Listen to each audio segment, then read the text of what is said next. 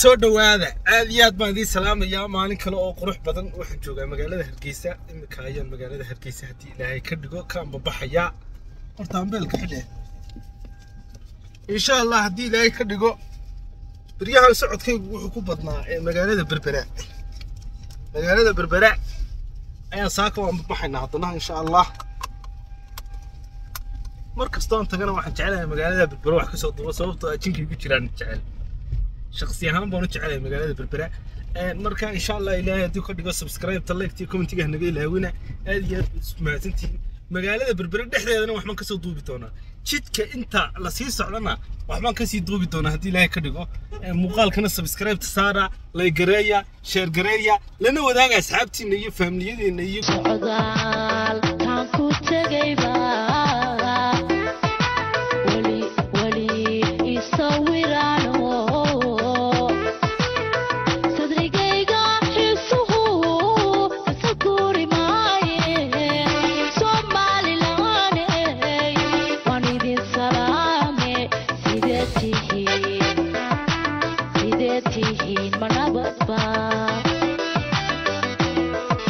سعدال كان كنت جايبا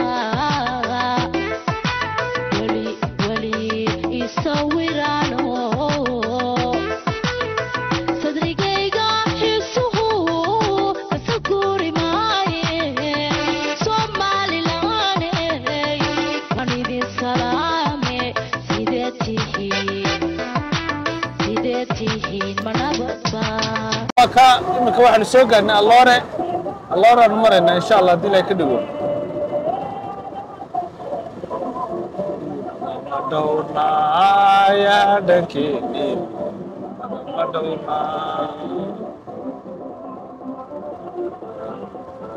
سعدال كان كنت جايبا ولي يصورانو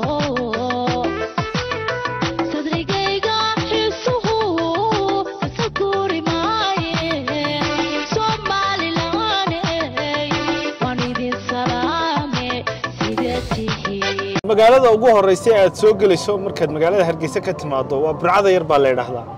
Burcada Yar waa tan waxa ku yaala kulanka islaamka ama kulanka tabliiqiga masaajidka ugu weyn ee culimada tabliiq isugu yimaadaan ayaa bartan ku yaala kulanka sanadlaha ay ku qabsadaan ka Burcada Yar baa la yahay barasho wanaagsan intii aan hore arag inta garanaysaana way garanaysaa uu sheeg maayo dhulkan kala fogaadiyo labadeenan kala dheer yeesu soo dhaweeya halkaas aad ka aragtaan waxa ka muuqda kulankii islaamka ama masaajidkii tabliiq isugu iman jiray ee markaska ahaa ayaa halka ku yaala Burcada Yar baana la yiraahdaa سعدال كان كنت جايبا ولي يصورانو صدريقيقا حسوه تسكوري معاي صومالي لاني وانيدي السلامي سيدتيهين منابطا daawadayaal sadalka ka aragtaan waxaanu soo socono oo aan wadada jidka soo hayna waxaanu soo gaarnay magaalada qadiimiga ee Awbarkhadle waxa magaalada loogu bixiyay Sheikh Awbarkhadle oo culimada qaadiriyadu aad iyo aad u xusaan isla markaana ay siyaartaan ayaa halkan ku aasnaa isla markaana halkan fadhiyi jiray Awbarkhadle magaalada Hargeysa waxa u jirtaa wax ku dhow 20 kilomitir sidoo kale magaalada Awbarkhadle waxa ku yaalay bridge ama doox Awbarkhadle oo dadka aad u dhibi jiray halkaas aad ka aragtaan bridge ayaa la saaray aad iyo aad u qurux badan imikana si hawl yar ayaa lagu marayaa mudooyin badan wax waan ka duubnay oo waan idin la wadaagnay berigii hore wadadaas la mari jiray dadka uu xidhi jiray waqtiyo badan laakiin imika sida raaxada leh aan u dul marayno ayaa loo dul marayaa dooxa Awbarkhadle dooxu durdur buu leeyahay booyadahaasana ka dhaaminaya durdurka halkaas aad ka arkaystaan wadada waxa ka talaabaya daanyeer ka joog kadin wuu isxambaarsan yahay عوفلين أو كاود المرة يسوق مدرجستي وضعي دانير داوديال مجالات أنا مكانو سوق الله أو برخليك حكته وعوجته 5 كيلومتر يدنا وحجارية waxa la yahay magaaladan diinqal qof kasta oo wadadan ku socdaala magaaladan uu garanaya diinqal baa la yiraahdaa magaalada aw barkhadle waxa u jirtaa 5 kilomitir sidoo kale magaalada tan noogu xigtaana waa magaalo la yahay geedka dheenta waxay u jirtaa magaalada diinqal 7 kilomitir oo kaliya tilooyinku sanka isku hayaan marka la socdo muuqaalada socdaal taan ku tagayba wali isawiraano sadrigayga xisuhu tasakuri maaye Somaliland waan idin salaame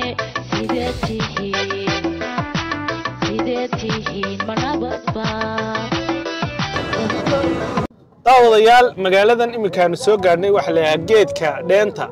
geedka dheentu waa magaalo aad iyo aad u weyn isla markaana caan ku ah oo caanaha lagu iibiyo sadalka ka arkaysaan meel kasta joogagii caanaha xoolaha ayaa yaala waad arkaysaan magaalo qurux badan weeyaan socdaal taan ku tagayba wali isawiraano sadrigayga xisuhu tasakuri maaye Somaliland waan idin salaame sideetihiin manabadba socdaal taan ku daawadayaal magaaladan imikaanu soo gaarnay waxa la yahay dhubato waa magaalo yar oo aad iyo aad jawigeedu degan yahay sidoo kale waa magaalo aad u cunto macaan markan berbere imaado ma dhaafo magaalada yar cuntadeeda wad yaabaysaa marka asxaabta waxaan leeyahay magaalada ha dhaafin haddaad safar inuu berbere u tihiin hudheel koonaha waan istaagi doonno haddii ilaahay ka dhigo halkaasaad ka arki doontaan ayaanu ka qadayn doonaa markaa la socda doox baa labada magaalada waa laba daamood dooxaasaa kala qaybiyey biriishkaana waa la saaray dooxina waa kaa markaa qaybtan xagga berbere xigtaan inuu ka qadaynaa hudheelkaa yare masaajidka u dhow salaadii duhurna waxba kama hadhin masaajidkaasaan kusii tukan doonaa haddii ilaahay ka dhigo kadib safarka iyaga ayaanu sii wadan doonaa markaan halkaa ka qadayno insha allah annaga halkaa ka degnay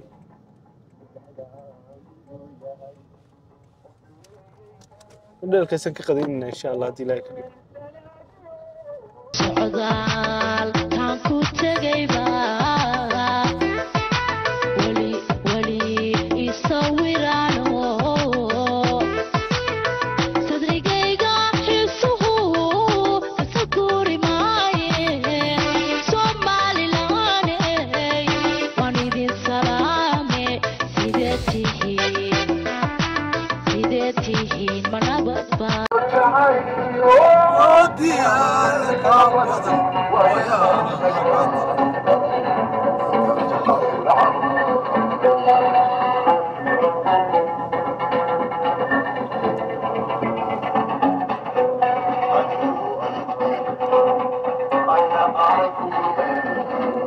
daawadayaal imika waxaanu soo soconno safarkayga Itoobiya aan wadada soo haynaba ugu dambeyn waxaanu soo gaarnay magaalada Dacar Buruq oo halkan ku taala magaalo aad iyo aad u weyn isla markaana degmo weyna oo gobolka Maroodijeex ka tirsan halkan baanu haddii ilaahay ka dhigo aan bal muuqaalka barkiga soo dari doonaa magaalada Dacar Buruq oo si dhex mari doonaa ma istaagayno last destination keeguna waxa weeyaan ama halka uu yoolkaygu yahay magaalada berbera insha Allah haddii ilaahay ka dhigo muuqaalada la socda reer Dacar Buruq waxaan leeyahay bartaan naga soo raacdida muuqaalka hore la socon subscribe ta like iyo commentigana saara Dacar Buruq waa magaalada aad ka weyn waa degmo weyn weeyaan dowladeeduna waa kuwa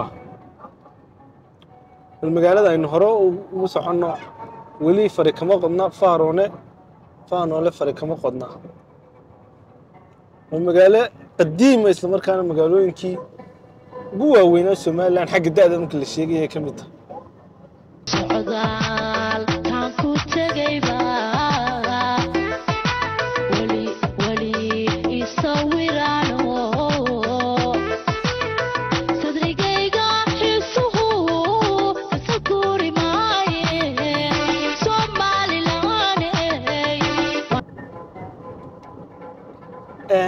Dacarburuq haddaan in yar halkaa ku noqdo Dacarburuq waxaa ku yaalay warshadii hargaha oo halkaa koonfurta magaalada kaga taala welina way ku taalaa sidoo kale Dacarburuq waxaa ku yaala doox weyn oo dadka qaadi jiray oo iminka biriish laga dhigay isla markaana la casriyeeyey oo si yaroo fudud oo bilaa hawla bilaa werwara aad ku mari karto dooxii waa ka halkaa ka soo muuqda biriishkiina waa kaa sida yar hawsha yar baa maanta lagu dul maraya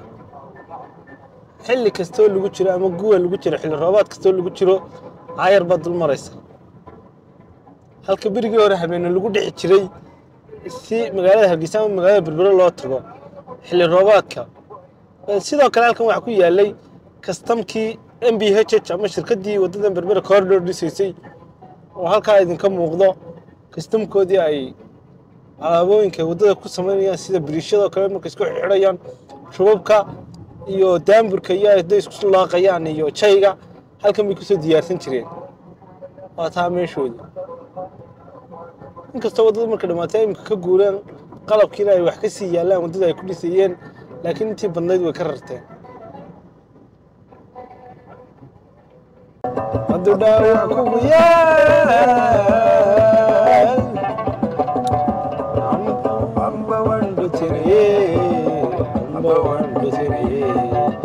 amba wandhatinaye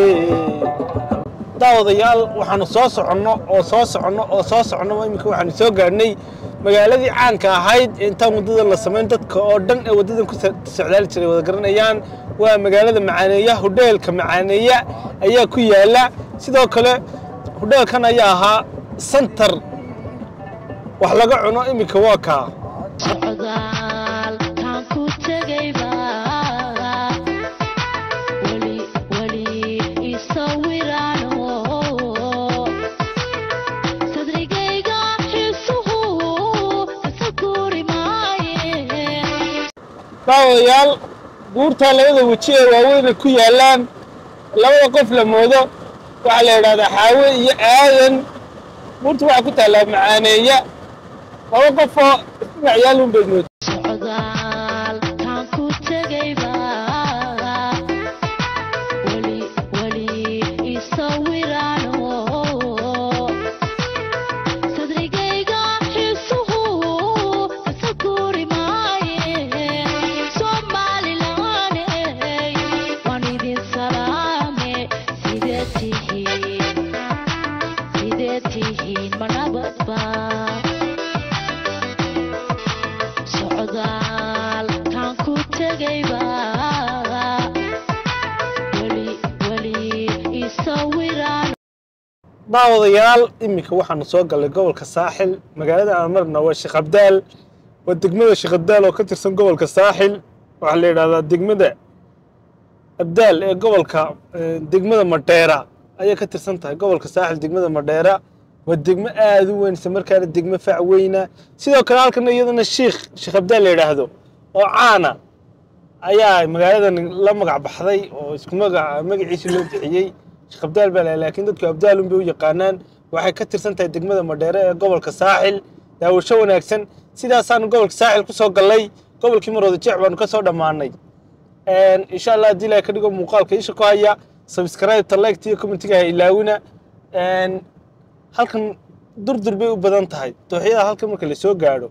durduray u badan yihiin dooxyada oo dhan biyaha iska maraya waa xilli abaara oo kulusha cadceedu waa kaliil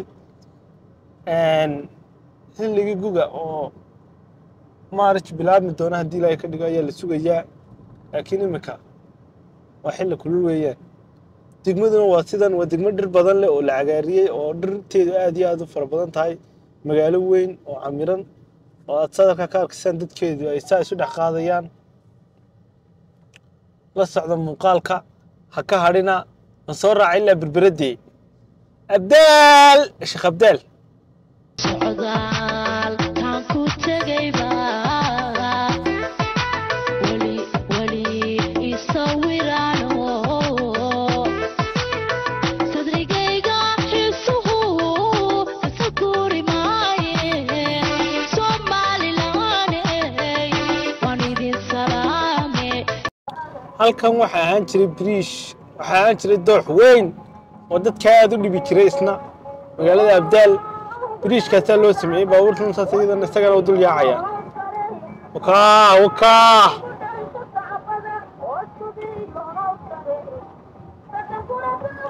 socdaal kaan ku tegayba weli isawiraano sadrigayga xiisuhu tasakuri maaye Somalilaaney waan idin salaame sidee tihiin ma nabadba socdaal kaan ku tegayba weli isawiraano daawadayaal soo dhawaada. weli waxaan ku suganahay safarkii maalinlaha ee aan ka tegay magaalada Hargeysa isla markaana u socday magaalada Berbere ee xarunta gobolka Saaxil. safarkaygu maalin qurux badan ayuu noo soo bilownay isla markaana weli maalinta quruxda badneed ayaanu ku dhex jirnaa. waxaanu iminka joognaa inta u dhaxaysa deegaan aad iyo aad u qurux badan oo u dhaxeeya degmada Sheekh Abdaal iyo deegaanka Lafaruug ee gobolka Saaxil.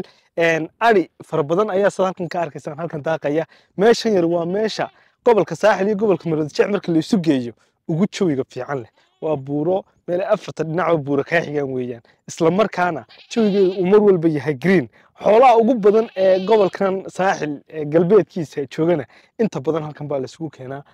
hadda saacadu waa saacad duhurkii kowdii maalnimo weeyaan. xooluhu iminka way kala harsadeen isla markaana waa la kala hargeeyey, laakiin galabtii markaad soo marto dad badan oo wadadan ku socdaala way arkeen. aad bay meeshani ku raali gelinaysaa, aad iyo aadna way qurux badan tahay. maalin wanaagsan, daawasho wanaagsan. muuqaalka subscribe saara, like gareeya, share gareeya, lana wadaaga asxaabtiina. aad baan idin salaamayaa. bal waa taasi maxaa ka fiican dhulka hooyo oo nabada adiga oo jooga isla markaana xoolihii noocyadooda kala duwan aad saa u dhex taagantahay. deegaanadan oo kale ano aad iyo aad baan ugu raaxaystaa run ahaantii. socdaal kaan ku tegayba weli sidii baan u tabayaa yartiigu tallaalayde wadnahay dhex taallaa ilaa 10 jirkaygii taalay ku leedahay qalbiga tiirka ugu weyne weli waxaan day indhihii tiigsadaye kuwa maqalka tabiyaa yidhi heesaha u tiriye. daawadayaal muuqaalkii quruxda badnaa ee aan idinka soo duubayey magaalada Berbere ee gobolka Saaxil jidka muuqaalo qurux badan baad halkan kala socon doontaa maalin walba. nagu xidhnaada, subscribe like comment noo saara. safarkeeni weli halkii uu kasii soconaya magaalada Berbere ayaan saa ku tagi doonaa. like gareeya, share gareeya, subscribe tana saara. aad iyo aad ugu mahadsantihiin. gacan waa qalfoofe qalbigeena salaamay. socdaal kaan ku tegayba weli isawiraano sadrigayga xiisuhu tasakuri maaye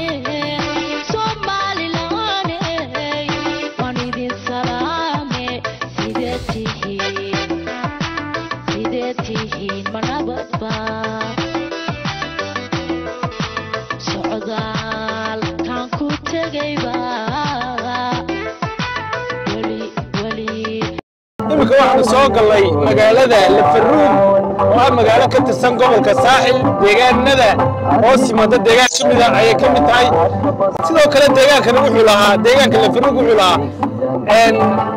doox aad u weyn oo leeyahay dooxa Lafaruug isla markaana dadka ku socdaalaya wadadan ay aad ugu dhibtoon jireen. iminkana biriishaad iyo aad qurux badan lagu saaray. durturkaasay leedahay biyuu fadhiyaan. magaalo aad iyo aad u qurux badan weeyaan, fiyugeeduna fiican yahay. Lafaruug waa leeyahay barasho wanaagsan. ciddii aan garanayn ciddii garanaysaana way garanaysaa. dhulku doogu simayahay iyuuna susumaya socdaal kaan ku tegayba weli isawiraano xamaasna waa tan xamaas magaaladana xamaas baa leeyahay iska barta.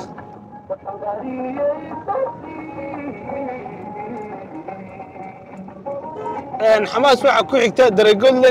imika waxa noo jirtaa wax ku dhow 10 kilomitir waan eegaynaa xamaas buurtaa bacaan ku tahay dhagax xagga sare u saaran yahay saqdi dhaxana roob helay subaxii baridsa daawadayaal saad halkan ka aragtaan magaaladii ugu dambeysay aan marayno waa daragodle intii aanu safarka ku soo jirnay muuqaalada saas isu daba yaalyaaleen tuulooyinkana mid iyo mid baan idinla wadaagayay